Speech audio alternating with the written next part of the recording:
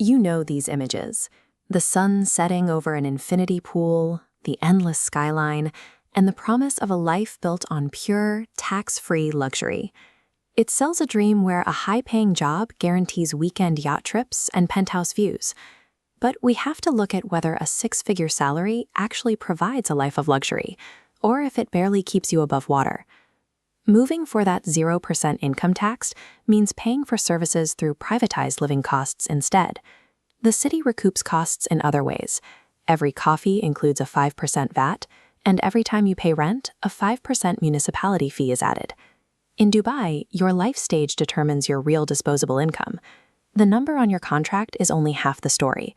To figure out what you'll actually take home, you have to understand a major structural reality.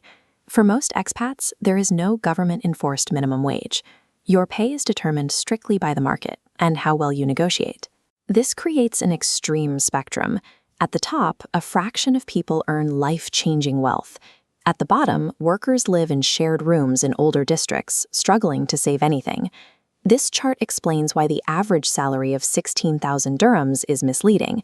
A small, ultra-wealthy group pulls that average up.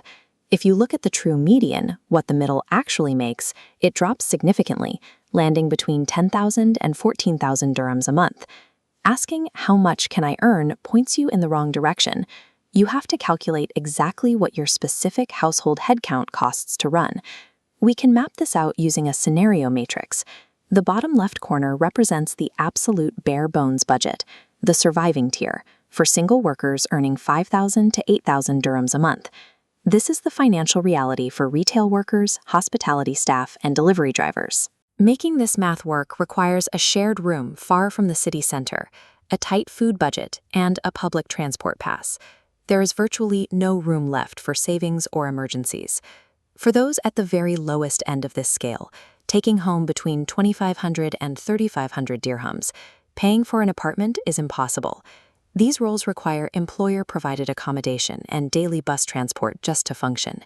This bracket relies entirely on employer safety nets. It operates as a remittance tier, allowing workers to send money home, but it offers little path to local wealth. Moving to the center of the matrix, we hit mid-tier professional roles. Think accountants, junior engineers, and marketing executives, earning between 12,000 and 18,000 dirhams a month. For a single person, this income covers independent transportation and a consistent social life. It also enables you to lease a private studio or one-bedroom apartment in a developing, accessible urban hub. This breakdown shows the math for a 15,000 dirham income. Your base living expenses and transport take about 4,000.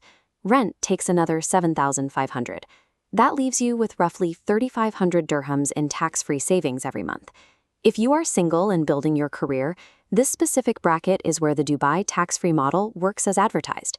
But the math changes when you apply that same 22,000 dirham salary to a family of 4. The first major drain is the mandatory upgrade in housing space. A 3-bedroom apartment in a family-friendly area can instantly consume 12,000 to 18,000 dirhams every month. The second drain is education. Since public schools aren't typically an option for expats, you must pay for private international schooling.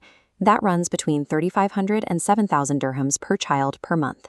When you add those fixed costs, a 22,000 dirham salary is completely consumed. To support a family with private schooling and space, you must reach the executive tier, requiring an income of at least 30,000 to 50,000 dirhams. The same salary that builds wealth for a single professional forces a family of 4 into a survival budget. Dubai's entire economic model relies on you paying for your lifestyle through privatized services and hidden fees, rather than public taxes. Use this scorecard to verify any job offer. You have to run the numbers based strictly on the number of people moving with you.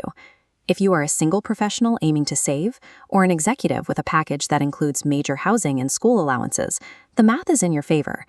But if you are a professional trying to support a spouse and children on less than 30,000 dirhams a month, you are accepting a survival budget while expecting a lifestyle upgrade. Never look at a tax-free offer in a vacuum. Calculate the cost of your family, research the neighborhood rents, and price out the school fees. The tax benefit only matters if your salary can outpace the actual cost of the life you plan to live.